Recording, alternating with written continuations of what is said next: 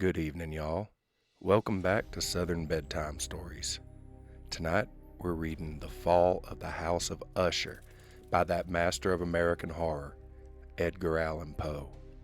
Y'all might have seen this on Netflix recently, so I'm excited to dive into the original stories with you. So, let's snuggle up and get y'all tucked in. The Fall of the House of Usher by Edgar Allan Poe. Son cur est luth suspendu, sitot qua one touche il resonne. His heart is a poised lute. As soon as it is touched, it resounds.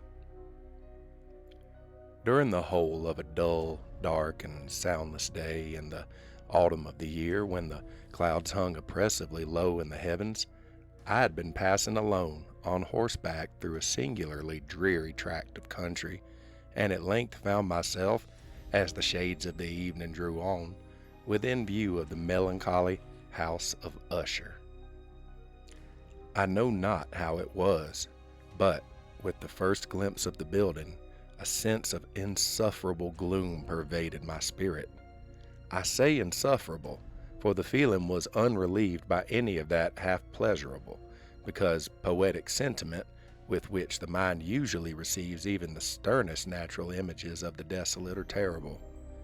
I looked upon the scene before me, upon the mere house, and the simple landscape features of the domain, upon the bleak walls, upon the vacant eye-like windows, upon the few rank sedges, and upon a few white trunks of decayed trees, with an utter depression of soul which I can compare to no earthly sensation more properly than to the after-dream of the reveler upon opium. The bitter lapse into everyday life, the hideous dropping off of the veil. There was an iciness, a sinking, a sickening of the heart, an unredeemed dreariness of thought which no goading of the imagination could torture into aught of the sublime. What was it? I paused to think. What was it that so unnerved me in the contemplation of the House of Usher? It was a mystery all insoluble, nor could I grapple with the shadowy fancies that crowded upon me as I pondered. I was forced to fall back upon the unsatisfactory conclusion that while, beyond all doubt, there are combinations of very simple natural objects which have the power of thus affecting us, still the analysis of this power lies among considerations beyond our depth.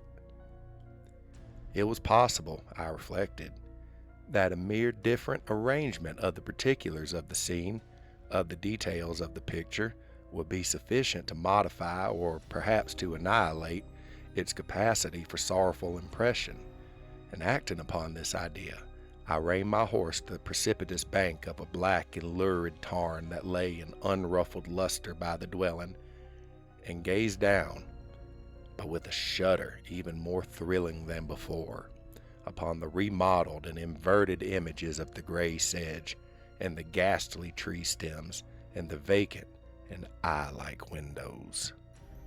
Nevertheless, in this mansion of gloom I now proposed to myself a sojourn of some weeks. Its proprietor, Roderick Usher, had been one of my boon companions in boyhood, but many years had elapsed since our last meeting. A letter, however, had lately reached me in a distant part of the country, a letter from him which, in its wildly importunate nature, had admitted of no other than a personal reply. The manuscript gave evidence of nervous agitation.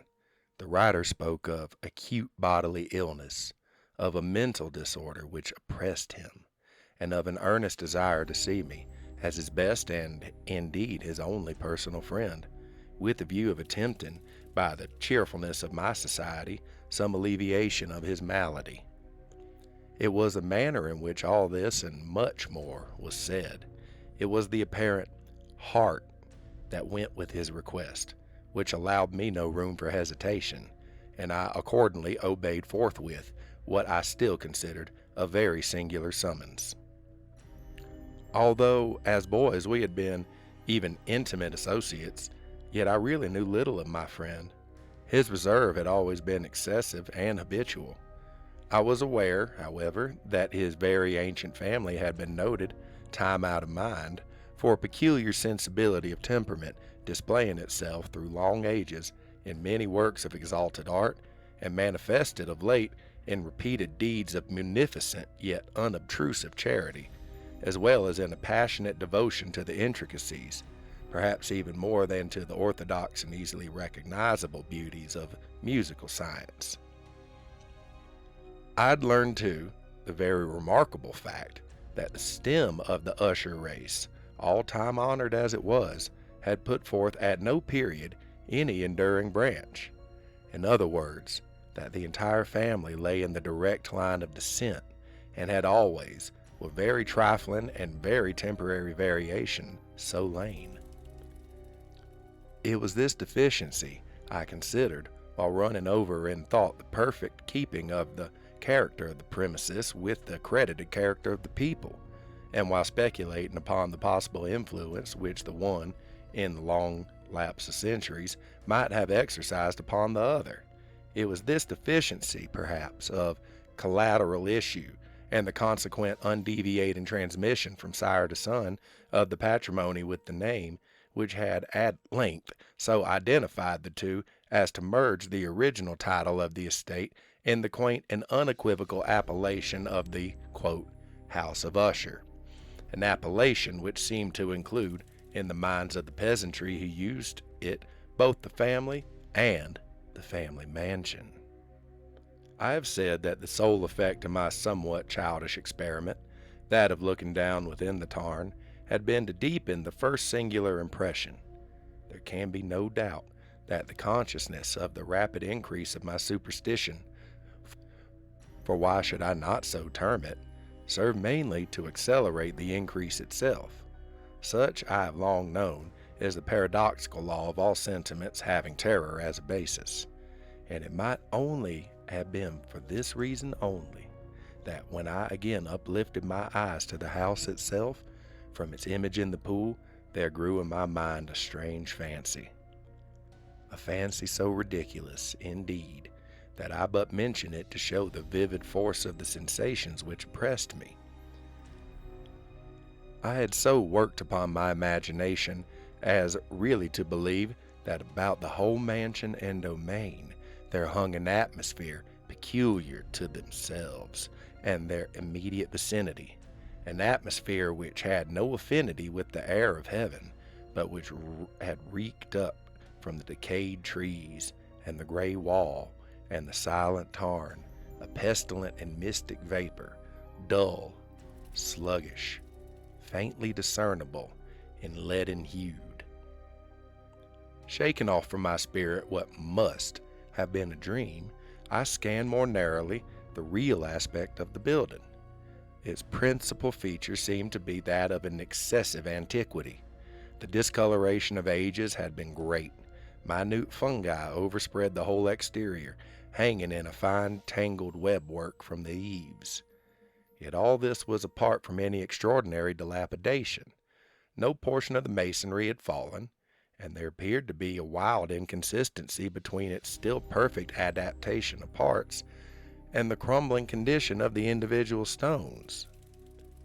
In this there was much that reminded me of the specious totality of old woodwork, which has rotted for long years in some neglected vault, with no disturbance from the breath of the external air.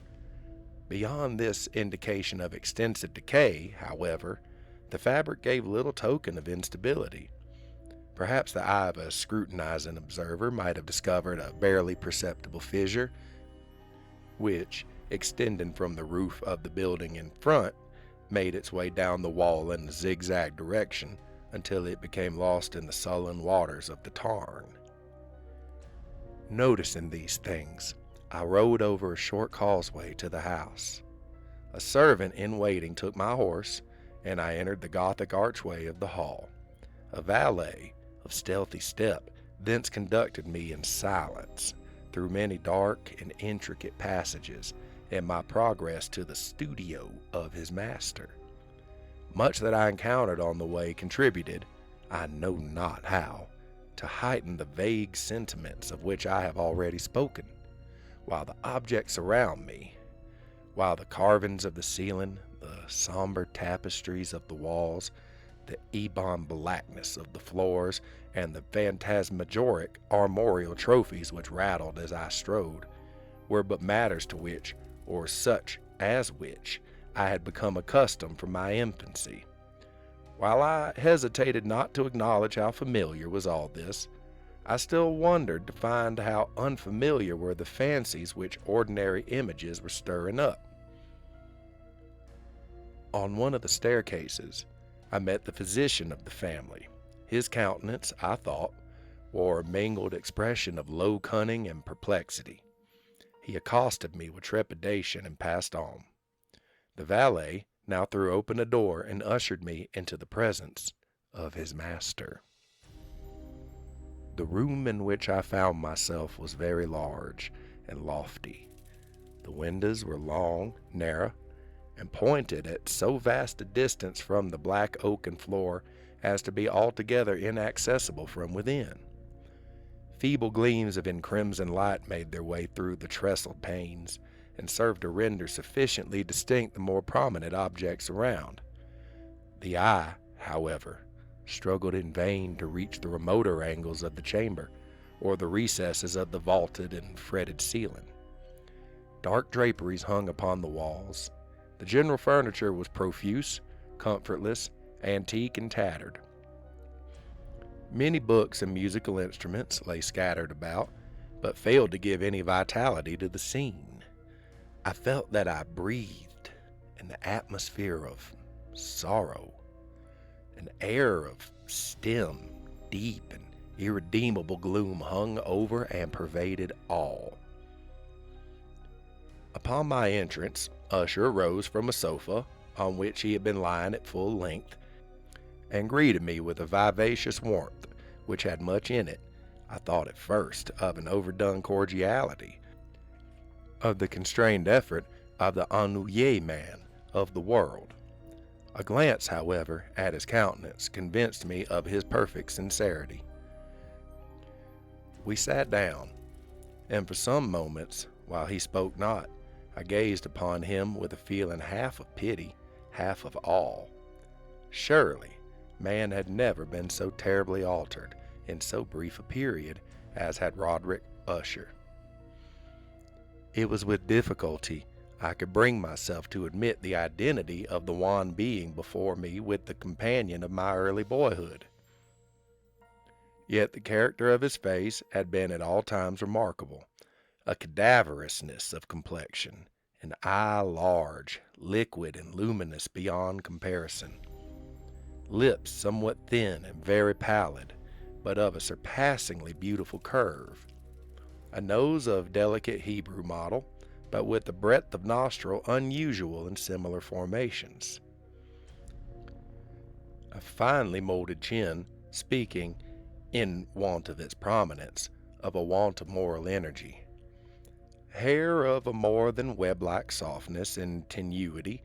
These features, with an inordinate expansion above the regions of the temple, made up altogether a countenance not easily to be forgotten.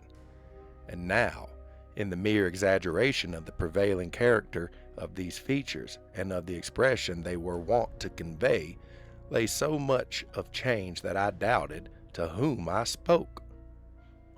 The now ghastly pallor of the skin, and the now miraculous luster of the eye, above all things startled and even awed me.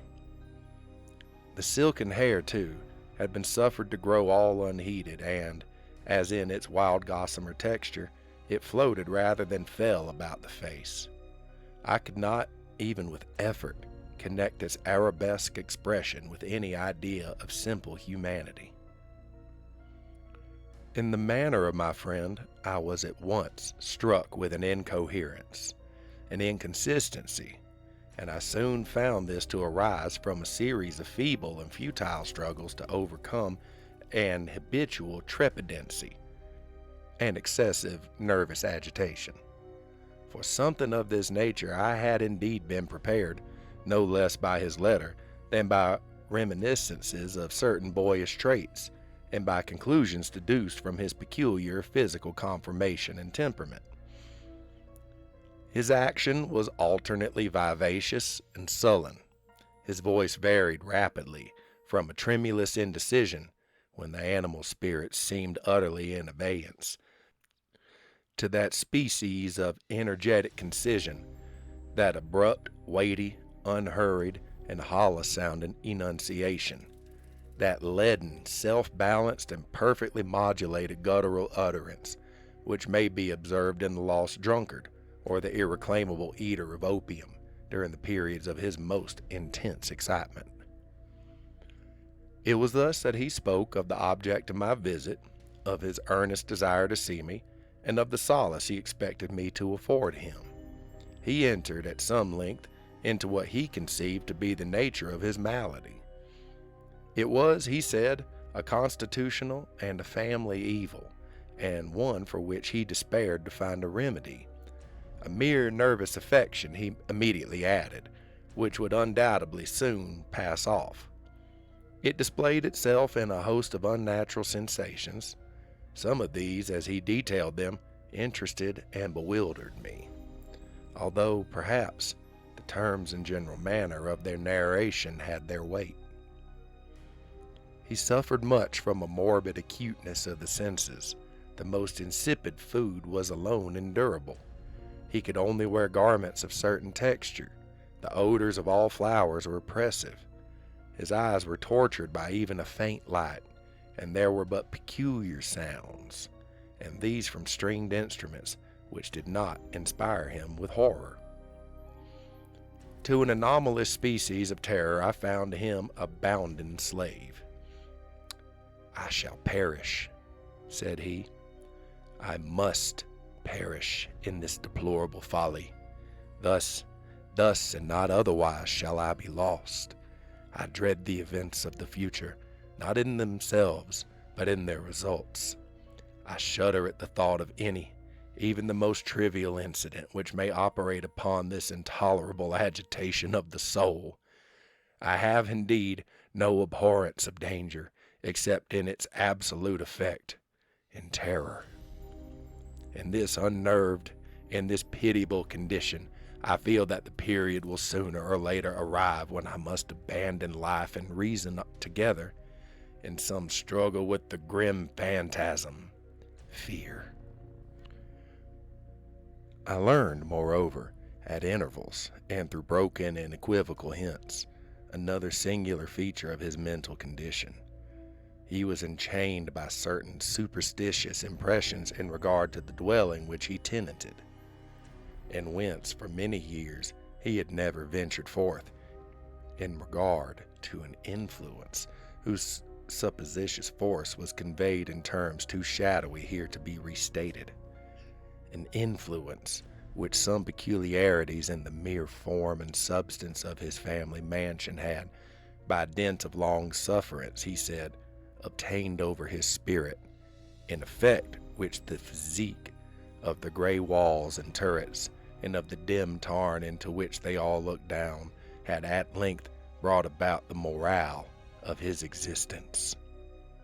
He admitted, however, although with hesitation, that much of this peculiar gloom which thus afflicted him could be traced to a more natural and far more palpable origin, to the severe and long-continued illness, indeed to the evidently approaching dissolution of a tenderly beloved sister, his sole companion for long years, his last and only relative on earth. Her decease, he said, with a bitterness which I can never forget, would leave him, the hopeless and the frail, the last of the ancient race of the Ushers. While he spoke, the Lady Madeline, for so she was called, passed through a remote portion of the apartment, and without having noticed my presence, disappeared. I regarded her with an utter astonishment, not unmingled with dread, and yet I found it impossible to account for such feelings. A sensation of stupor oppressed me as my eyes followed her retreating steps.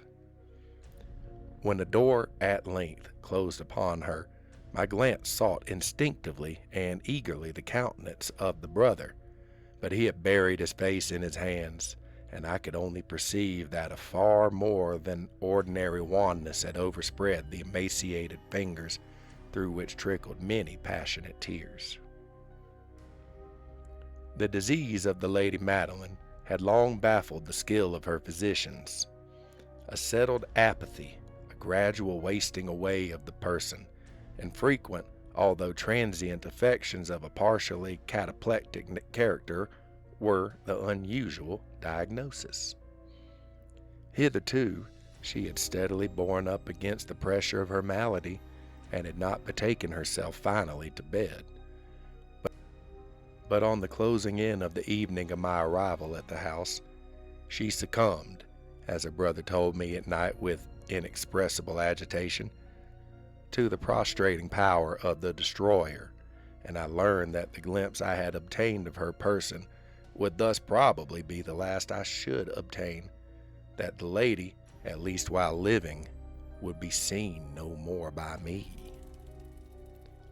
For several days ensuing, her name was unmentioned by either Usher or myself, and during this period I was busied in earnest endeavors to alleviate the melancholy of my friend.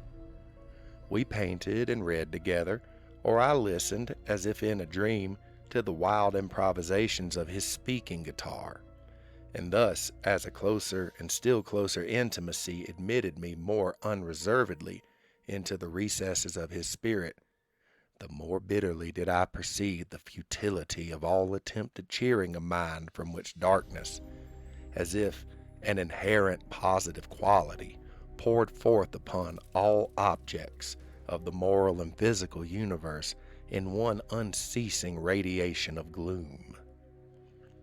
I shall ever bear about me a memory of the many solemn hours I thus spent alone with the master of the House of Usher. Yet I should fail in any attempt to convey an idea of the exact character of the studies or of the occupations in which he involved me or led me the way. An excited and highly distempered ideality threw a sulphureous luster over all. His long improvised dirges will ring forever in my ears. Among other things, I hold painfully in my mind a singular perversion and amplification of the wild air of the last waltz of von Weber. From the paintings over which his elaborate fancy brooded, and which grew, touch by touch, into vagueness at which I shuddered the more thrillingly, because I shuddered knowing not why. From these paintings, vivid as their images now are before me, I would in vain endeavor to educe more than a small portion which should lie within the compass of merely written words. By the utter simplicity, by the nakedness of his designs, he arrested and overawed attention. If ever mortal painted an ideal, that mortal was Roderick Usher. For me, at least, in the circumstances then surrounding me, there arose out of the pure abstractions which the hypochondriac contrived to throw upon his canvas an intensity of intolerable awe, no shadow of which felt I ever yet in the contemplation of the certainly glowing yet too concrete reveries of Fuseli. One of the phantasmagoric conceptions of my friend, partaken not so rigidly of the spirit of abstraction, may be shadowed forth, although feebly, in words. A small picture presented the interior of an immensely long and rectangular vault or tunnel, with low walls, smooth, white, and without interruption or device. Certain accessory points of the design served well to convey the idea that this excavation lay at an exceeding depth below the surface of the earth. No outlet was observed in any portion of its vast extent, and no torch or other artificial source of light was discernible. Yet a flood of intense rays rolled throughout and bathed the whole in a ghastly and inappropriate splendor. I have just spoken of that morbid condition of the auditory nerve which rendered all music intolerable to the sufferer, with the exception of certain effects of stringed instruments. It was, perhaps, the narrow limits to which he thus confined himself upon the guitar which gave birth, in great measure, to the fantastic character of his performances. But the fervid facility of his impromptus could not be so accounted for. They must have been, and were, in the notes, as well as in the words of his wild fantasias, for he not unfrequently accompanied himself with rhymed verbal improvisations. The result of that intense mental collectedness and concentration to which I have previously alluded as observable only in particular moments of the highest artificial excitement. The words of one of these rhapsodies I have easily remembered. I was, perhaps, the more forcibly impressed with it as he gave it, because, in the under or mystic current of its meaning, I fancy that I perceived, and for the first time, a full consciousness on the part of Usher of the tottering of his lofty reason upon her throne. The verses, which were entitled "The Haunted Palace," ran very nearly, if not accurately, thus: In the greenest of our valleys, by good angels tenanted, once a fair and stately palace, radiant palace, reared its head. In the monarch thought's dominion it stood there. Never seraph spread a pinion over fabric half so fair. Banners yellow, glorious, golden, on its roof did float and flow. All this was in the olden time long ago. And every gentle air that dallied in that sweet day along the ramparts plumed and pallid, a winged odor went away. Wanderers in that happy valley, though two luminous windows saw, spirits moving musically to a lute's well-tuned law. Round about a throne, where sitting Porphyrogene, in state his glory well befitting, the ruler of the realm was seen. And all with pearl and ruby glowing was the fair palace door, through which came flowing, and sparkling evermore a troop of echoes whose sweet duty was but to sing, in voices of surpassing beauty, the wit and wisdom of their king. But evil things in robes of sorrow assailed the monarch's high estate. Ah, let us mourn, for never morrow shall dawn upon him desolate. And round about his home the glory that blushed and bloomed is but a dim remembered story of the old time entombed. And travelers now within that valley through the red litten windows see vast forms that move fantastically to a discordant melody, while like a rapid ghastly river through the pale door a hideous throng rush out forever and laugh but smile no more. I well remember that suggestions arising from this ballad led us into a train of thought wherein there became manifest an opinion of Usher's which I mention not so much on account of its novelty, for other men have thought thus, as on account of the pertinacity with which he maintained it. This opinion, in its general form, was that of the sentience of all vegetable things. But in his disordered fancy, the idea had assumed a more daring character, and trespassed, under certain conditions, upon the kingdom of inorganization. I lack words to express the full extent or the earnest abandon of his persuasion. The belief, however, was connected, as I have previously hinted, with the gray stones of the home of his forefathers. The conditions of the sentience had been here, he imagined, fulfilled in the method of collocation of these stones, in the order of their arrangement, as well as in that of the many fungi which overspread them, and of the decayed trees which stood around, above all, in the long, undisturbed endurance of this arrangement, and in its reduplication in the still waters of the tarn. Its evidence, the evidence of the sentience, was to be seen, he said, and I here started as he spoke, in the gradual yet certain condensation of an atmosphere of their own about the waters of the walls.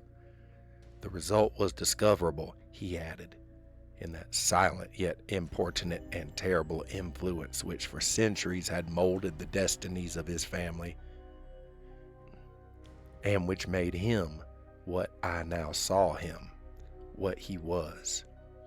Such opinions need no comment, and I will make none. Our books, the books which for years had formed no small portion of the mental existence of the invalid, were, as might be supposed, in strict keeping with this character of phantasm. We pored together over such works as the Vervet et Chartreuse of Gresset, the Belphegor of Machiavelli, the Heaven and Hell of Swedenborg, the Subterranean Voyage of Nicholas Clem, of Holberg, the Chiromancy of Robert Flood, of Jean d'Indagine, and of de la Chambre, the Journey into the Blue Distance of Tieck, and the City of the Sun of Campanella. One favorite volume was a small octavo edition of the Directorium Inquisitorium of the Dominican Emeric de Gironnet, and there were passages in the Pomponius Mela about the old African satyrs and Egyptians, over which Usher would sit dreaming for hours. His chief delight, however, was found in the perusal of an exceedingly rare and curious book in quarto Gothic, the Manual of a Forgotten Church, the Vigile Mortuorum Secundum Coram Ecclesiae Maguntinae. I could not help thinking of the wild ritual of this work, and of its probable influence upon the hypochondriac, when one evening, having informed me abruptly that the Lady Madeline was no more, he stated his intention of preserving her corpse for a fortnight, previously to its final interment, in one of the numerous vaults within the main walls of the building. The worldly reason, however, assigned for the singular proceeding was one which I did not feel at liberty to dispute. The brother had been led to his resolution, so he told me, by consideration of the unusual character of the malady of the deceased, of certain unobtrusive and eager inquiries on the part of her medical men, and of the remote and exposed situation of the burial ground of the family. I will not deny that when I called to mind the sinister countenance of the person whom I met upon the staircase on the day of my arrival at the house, I had no desire to oppose what I regarded as at best but a harmless and by no means an unnatural precaution. At the request of Usher, I personally aided him in the arrangements for the temporary entombment. The body having been encoffined, we two alone bore it to its rest. The vault in which we placed it, and which had been so long unopened that our torches, half smothered in its oppressive atmosphere, gave us little opportunity for investigation, was small, damp, and entirely without means of admission for light, lying at great depth immediately beneath that portion of the building in which was my own sleeping apartment. It had been used, apparently, in remote feudal times for the worst purposes of dungeon keep, and in later days as a place of deposit for powder or some other highly combustible substance, as a portion of its floor and the whole interior of a long archway through which we reached it were carefully sheathed with copper. The door, of massive iron, had also been similarly protected. Its immense weight caused an unusually sharp grating sound as it moved upon its hinges. Having deposited our mournful burden upon trestles within this region of horror, we partially turned aside the yet unscrewed lid of the coffin and looked upon the face of the tenant. A striking similitude between the brother and sister now first arrested my attention. And Usher, divining perhaps my thoughts, murmured out some few words from which I learned that the deceased and himself had been twins, and that the sympathies of a scarcely intelligible nature had always existed between them. Our glances, however, rested not long upon the dead, for we could not regard her unawed. The disease which had thus entombed the lady in the maturity of youth had left, as usual, in all maladies of a strictly cataleptical character, the mockery of a faint blush upon the bosom and the face, and that suspiciously lingering smile upon the lip which is so terrible in death. We replaced and screwed down the lid, and having secured the door of iron, made our way with toil into the scarcely less gloomy apartments of the upper portion of the house. And now, some days of bitter grief having elapsed, an observable change came over the features of the mental disorder of my friend. His ordinary manner had vanished.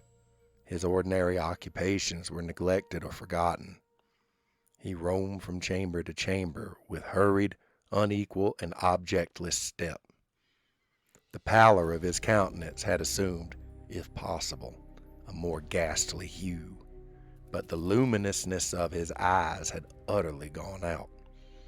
The once occasional huskiness of his tone was heard no more, and a tremulous quaver, as if of extreme terror, habitually characterized his utterance. There were times, indeed, when I thought his unceasingly agitated mind was laboring with some oppressive secret, to divulge which he struggled for the necessary courage. At times, again, I was obliged to resolve all into the mere inexplicable vagaries of madness, for I beheld him gazing upon vacancy for long hours in an attitude of the profoundest attention, as if listening to some imaginary sound. It was no wonder that his condition terrified, that it infected me. I felt creeping upon me, by slow yet certain degrees, the wild influences of his own fantastic yet impressive superstitions. It was, especially upon retiring to bed late in the night of the 7th or 8th day after the placing of the Lady Madeline within the dungeon, that I experienced the full power of such feelings. Sleep came not near my couch, while the hours waned and waned away. I struggled to reason off the nervousness which had dominion over me. I endeavored to believe that much, if not all, of what I felt was due to the bewildering influence of the gloomy furniture of the room, of the dark and tattered draperies, which, tortured into motion by the breath of a rising tempest, swayed fitfully to and fro upon the walls, and rustled uneasily about the decorations of the bed. But my efforts were fruitless. An irrepressible tremor gradually pervaded my frame, and at length there sat upon my very heart an incubus of utterly causeless alarm.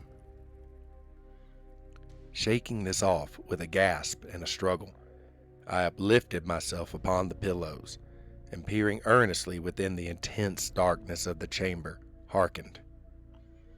I know not why, except that an instinctive spirit prompted me to certain low and indefinite sounds which came through the pauses of the storm, at long intervals I knew not whence.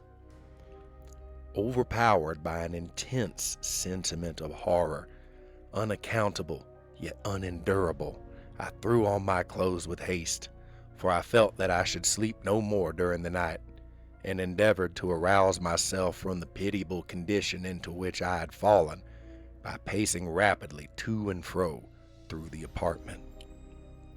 I had taken but few turns in this manner when a light step on an adjoining staircase arrested my attention. I presently recognized it as that of Usher. In an instant afterwards he rapped, with a gentle touch, at my door, and entered bearing a lamp. His countenance was, as usual, cadaverously wan, but moreover there was a species of mad hilarity in his eyes, and evidently restrained hysteria in his whole demeanor. His air appalled me, but anything was preferable to the solitude which I had so long endured, and I even welcomed his presence as a relief. "And you have not seen it?" he said abruptly, after having stared about him for some moments in silence. "You have not then seen it, but stay, you shall." Thus speaking, and having carefully shaded his lamp, he hurried to one of the casements and threw it freely open to the storm. The impetuous fury of the entering gust nearly lifted us from our feet. It was indeed a tempestuous yet sternly beautiful night, and one wildly singular in its terror and its beauty. A whirlwind had apparently collected its force in our vicinity, for there were frequent and violent alterations in the direction of the wind, and the exceeding density of the clouds, which hung so low as to press upon the turrets of the house, did not prevent our perceiving the lifelike velocity with which they flew careering from all points against each other, without passing away into the distance. I say that even their exceeding density did not prevent our perceiving this, yet we had no glimpse of the moon or stars, nor was there any flashing forth of the lightning, but under the surfaces of the huge masses of agitated vapor, as well as all terrestrial objects immediately around us, were glowing in the unnatural light of a faintly luminous and distinctly visible gaseous exhalation which hung about and enshrouded the mansion. "You must not, you shall not behold this," said I, shuddering, to Usher, as I led him with a gentle violence from the window to a seat. "These appearances which bewilder you are merely electrical phenomena, not uncommon, or it may be that they have their ghastly origin in the rank miasma of the tarn. Let us close this casement. The air is chilling and dangerous to your frame. Here is one of your favorite romances. I will read, and you shall listen, and so we will pass away this terrible night together."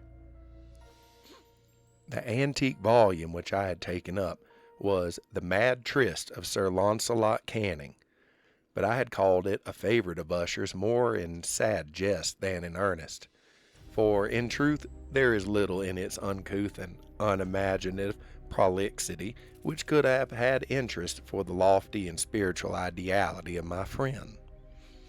It was, however, the only book immediately at hand, and I indulged a vague hope that the excitement which now agitated the hypochondriac might find relief, for the history mental disorder is full of similar anomalies, even in the extremeness of the folly which I should read.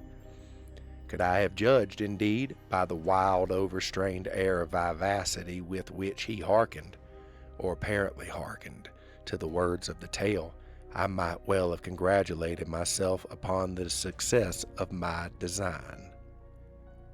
I had arrived at that well-known portion of the story where Ethelred, the hero of Tryst, having sought in vain for peaceable admission into the dwelling of the hermit, proceeds to make good an entrance by force.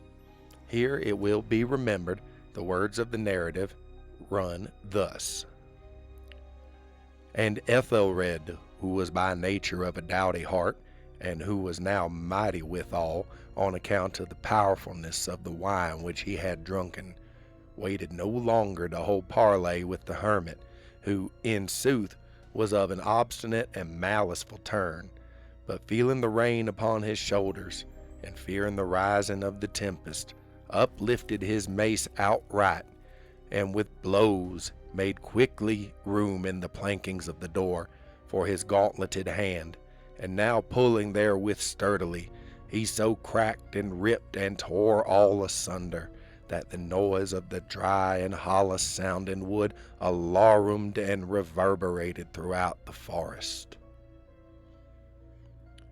At the termination of this sentence I started, and, for a moment, papsed, for it appeared to me, although I at once concluded that my excited fancy had deceived me, it appeared to me, from some very remote portion of the mansion, there came, indistinctly, to my ears, what might have been, in its exact similarity of character, the echo, but a stifled and dull one certainly, of the very cracking and ripping sound which Sir Launcelot had so particularly described. It was, beyond doubt, the coincidence which had arrested my attention, for amid the rattling of the sashes of the casements and the ordinary commingled noises of the still increasing storm, the sound in itself had nothing, surely, which should have interested or disturbed me. I continued the story. But the good champion Ethelred, now entering within the door, was sore enraged and amazed to perceive no signal of the maliceful hermit, but in the stead thereof a dragon of scaly and prodigious demeanor, and of a fiery tongue, which sate in guard before a palace of gold, with a floor of silver, and upon the wall there hung a shield of shining brass, with this legend enwritten: "Who entereth herein, a conqueror hath been. Who slayeth the dragon, the shield he shall win." And Ethelred uplifted his mace, and struck upon the head of the dragon, which fell before him, and gave up his pesty breath with a shriek so horrid and harsh, and withal so piercing, that Ethelred had fain to close his ears with his hand against the dreadful noise of it, the like whereof was never before heard. Here again I paused abruptly, and now with a feeling of wild amazement, for there could be no doubt whatever that, in this instance, I did actually hear, although from what direction it proceeded I found impossible to say, a low and apparently distant, but harsh, protracted, and most unusual screaming or grating sound, the exact counterpart of what my fancy had already conjured up for the dragon's unnatural shriek, as described by the romancer. Oppressed, as I certainly was, upon the occurrence of this second and most extraordinary coincidence, by 1,000 conflicting sensations, in which wonder and extreme terror were predominant, I still retained sufficient presence of mind to avoid exciting, by any observation, the sensitive nervousness of my companion. I was by no means certain that he had noticed the sounds in question, although assuredly a strange alteration had, during the last few minutes, taken place in his demeanor. From a position fronting my own, he had gradually brought round his chair so as to sit with his face to the door of the chamber, and thus I could but partially perceive his features, although I saw that his lips trembled as if he were murmuring inaudibly. His head had dropped upon his breast, yet I knew that he was not asleep from the wide and rigid opening of the eye as I caught a glance of it in profile. The motion of his body, too, was at variance with this idea, for he rocked from side to side with a gentle yet constant and uniform sway. Having rapidly taken notice of all this, I resumed the narrative of Sir Launcelot, which thus proceeded. And now the champion, having escaped from the terrible fury of the dragon, bethinking himself of the brazen shield and of the breaking up of the enchantment which was upon it, removed the carcass from out of the way before him, and approached valorously over the silver pavement of the castle to where the shield was upon the wall, which in sooth tarried not for his full coming, but fell down at his feet upon the silver floor with a mighty great and terrible ringing sound. No sooner had these syllables passed my lips than, as if a shield of brass had indeed at that moment fallen heavily upon a floor of silver, I became aware of a distinct, hollow, metallic, and clangorous, yet apparently muffled reverberation. Completely unnerved, I leaped to my feet, but the measured rocking movement of Usher was undisturbed. I rushed to the chair in which he sat. His eyes were bent fixedly before him, and throughout his whole countenance there reigned a stony rigidity. But as I placed my hand upon his shoulder, there came a strong shudder over his whole person. A sickly smile quivered about his lips, and I saw that he spoke in a low, hurried, and gibbering murmur, as if unconscious of my presence. Bending closely over him, I at length drank in the hideous import of his words. Not hear it? Yes, I hear it, and have heard it. Long, long, long. Many minutes, many hours, many days I have heard it, yet I dared not. Oh, pity me, miserable wretch that I am. I dared not speak. We have put her living in the tomb. Said I not that my senses were acute? I now tell you that I heard her first feeble movements in the hollow coffin. I heard them many, many days ago, yet I dared not speak. And now, tonight, Ethelred, the breaking of the hermit's door, and the death cry of the dragon, and the clangor of the shield, say rather, the rending of her coffin, and the grating of the iron hinges of her prison, and her struggles within the coppered archway of the vault. Oh, whither shall I fly? Will she not be here anon?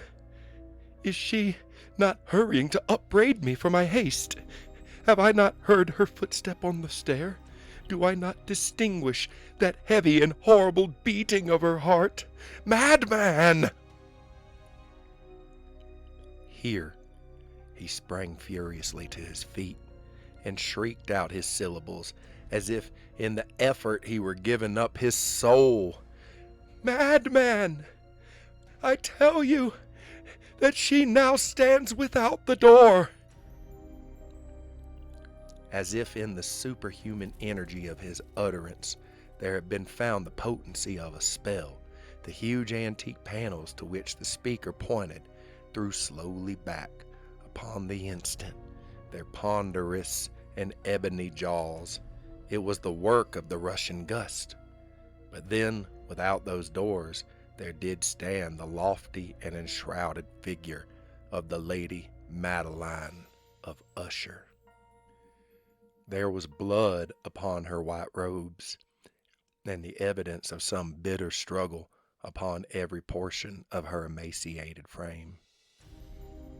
For a terrible moment she remained trembling and reeling to and fro upon the threshold. Then, with a low moaning cry, fell heavily inward upon the person of her brother. and in her violent and now final death agonies, bore him to the floor, a corpse and a victim to the terrors he had anticipated. From that chamber and from that mansion, I fled aghast. The storm was still abroad in all its wrath as I found myself crossing the old causeway.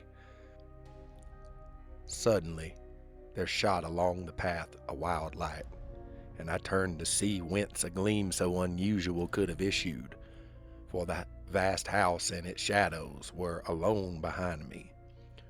The radiance was that of the full setting and blood-red moon, which now shone vividly through that once barely discernible fissure of which I have spoken as extending from the roof of the building in a zigzag direction to the base. While I gazed, this fissure rapidly widened. There came a fierce breath of the whirlwind. The entire orb of the satellite burst at once upon my sight. My brain reeled as I saw the mighty walls rushing asunder. There was a long, tumultuous shouting sound, like the voice of 1,000 waters, and in the deep and dank tarn at my feet closed suddenly and silently over the fragments of the House of Usher.